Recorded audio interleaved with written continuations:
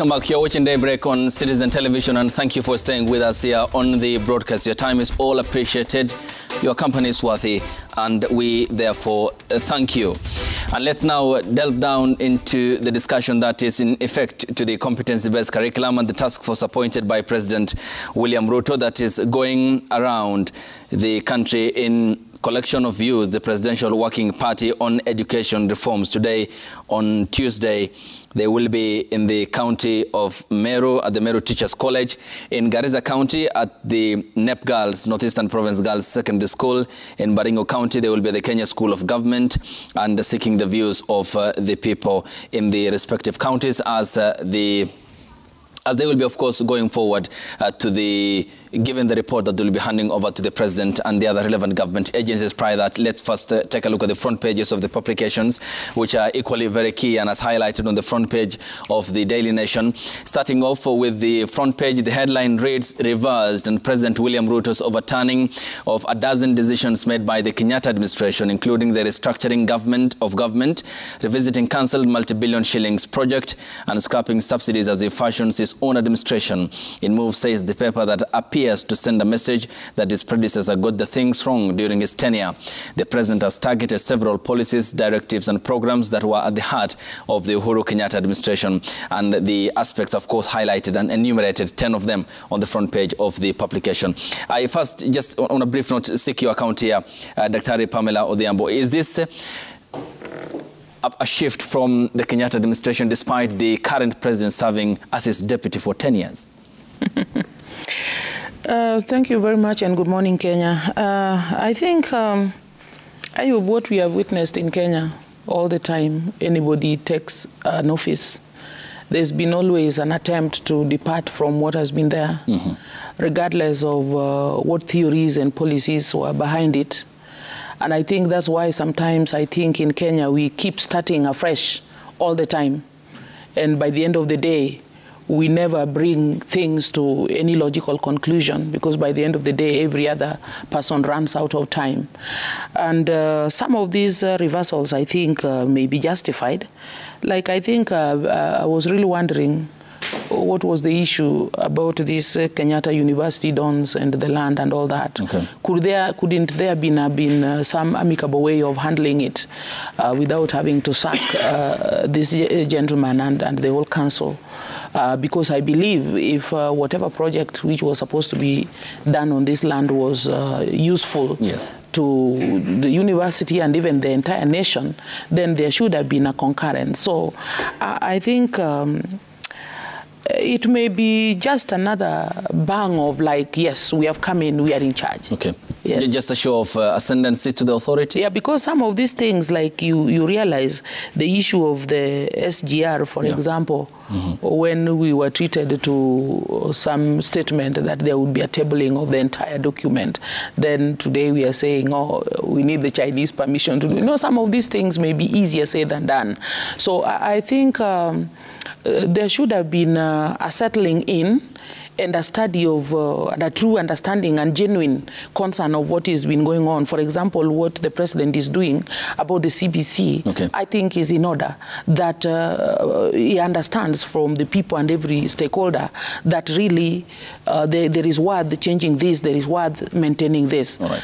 With that kind of operation, I guess it would have been a more settling scenario. Okay. Honorable Kuria Kimani, MP, Molo constituency. In the 10 enumerated executive shifting, what the paper says is a departure from the Kenyatta administration. What's right, or what has the president gotten right, and what's wrong? Thank you very much. Good morning, viewers, and good morning, Kenyans.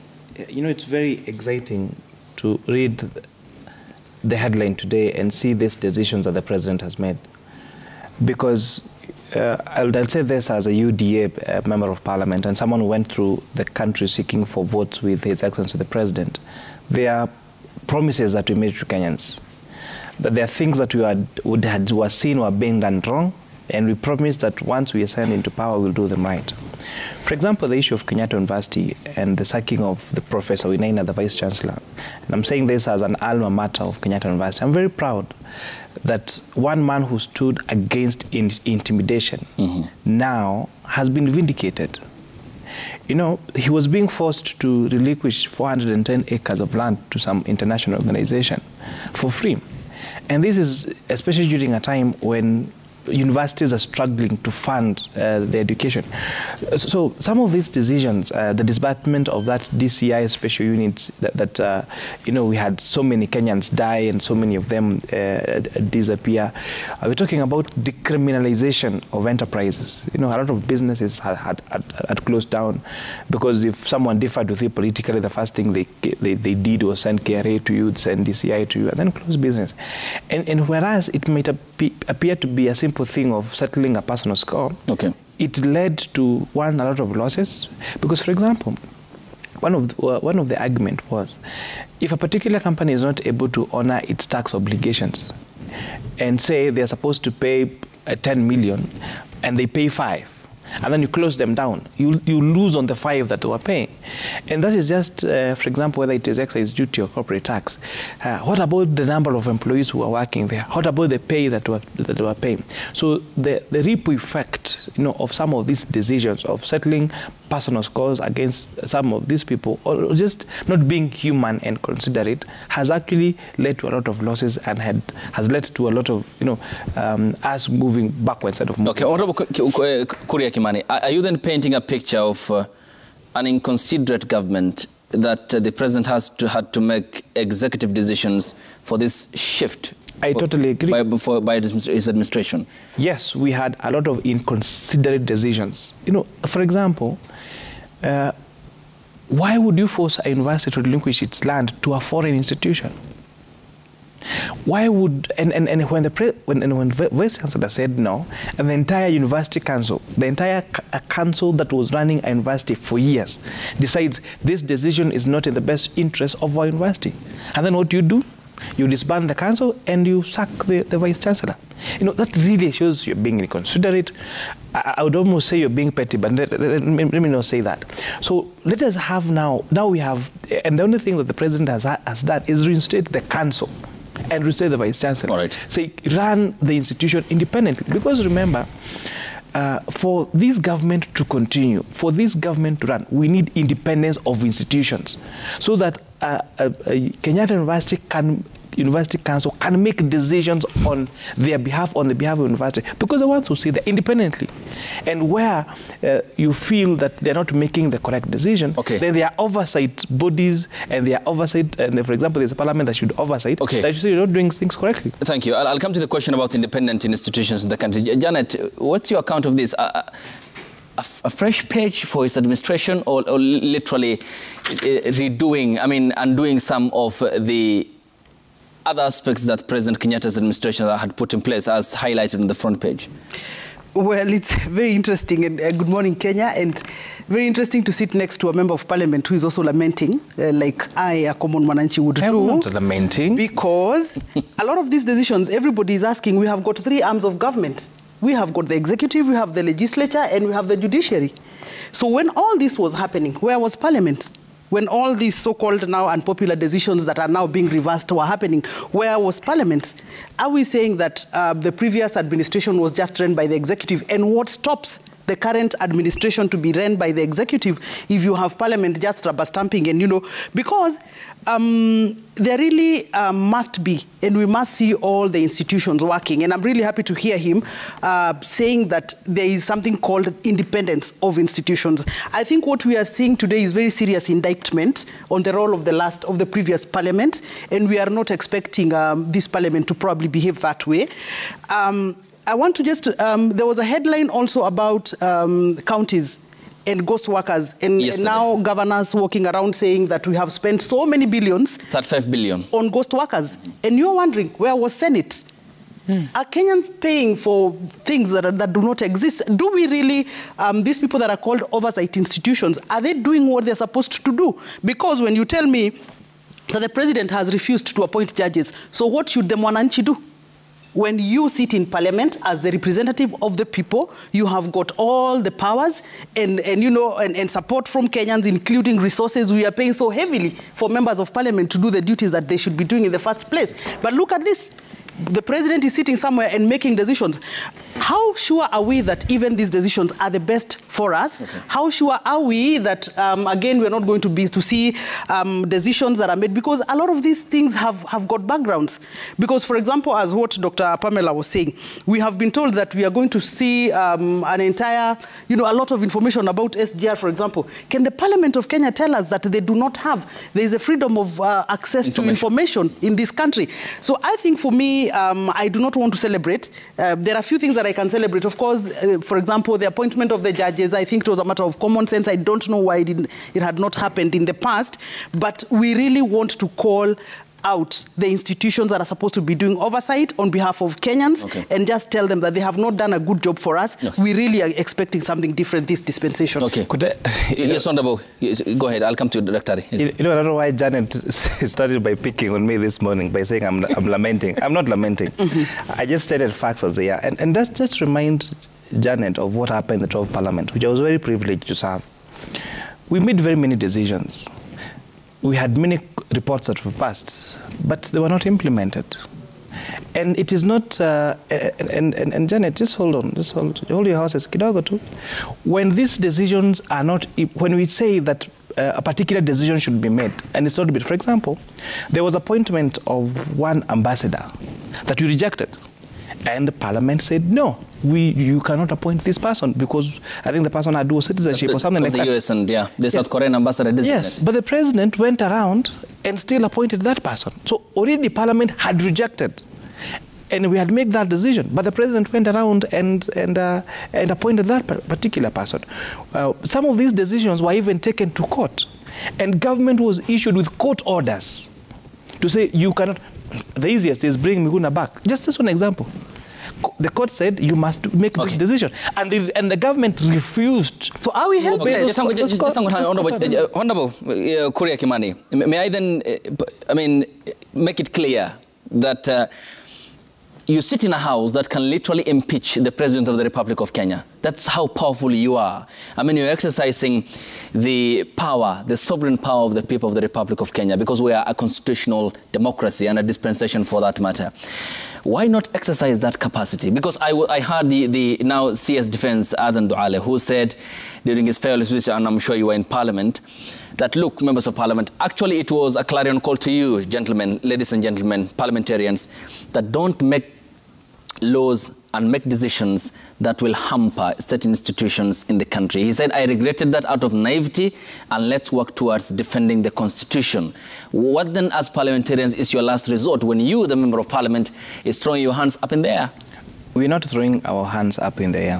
One of the things that we did was make sure that the government that was not obeying court orders, that are not following the rules of this country, got kicked out. That was not Parliament. Well, no, the people of Kenya. Let me finish. Let me finish. To be factual, you'll proceed. I'll give you the time and to prosecute your case. To be clear, it's the people of Kenya who voted, not 460 members of the bicameral parliament. And one of those, part of those Kenyans is those members of Parliament. I went and campaigned in my constituency and made sure that the government that was not following court orders went home. And I convinced my people.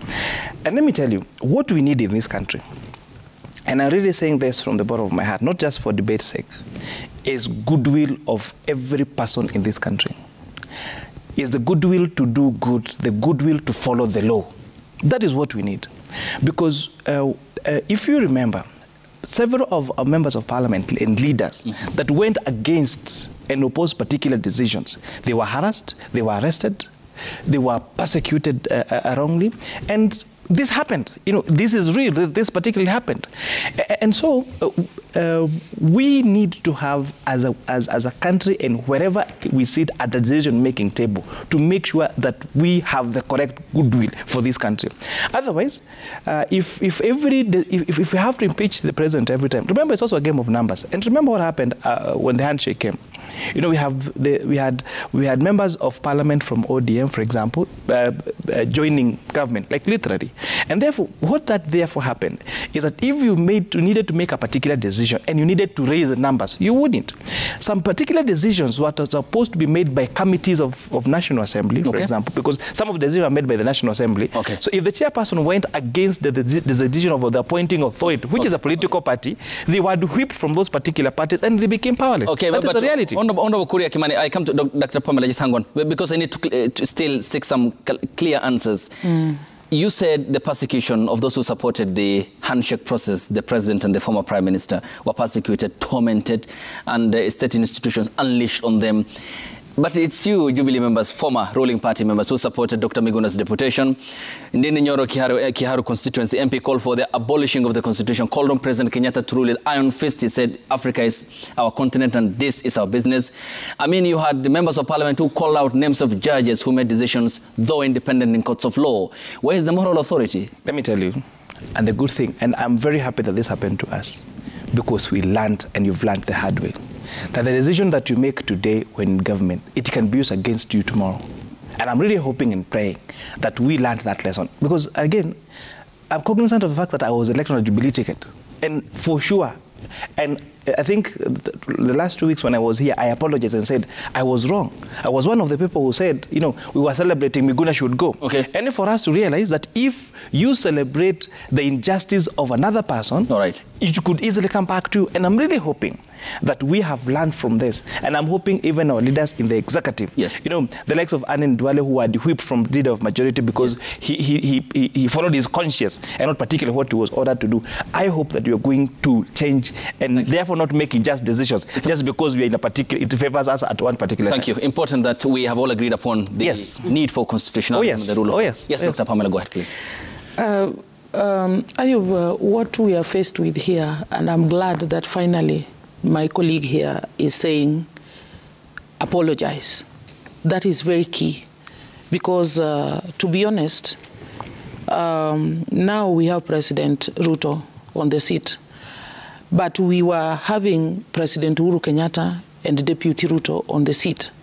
So actually most of these statements, I mean, things that we are now looking at as wrong decisions, I think the whole Jubilee team, as was elected in 2017, should take full responsibility and tell Kenyans we are sorry for this, instead of blaming it on one person and even the handshake.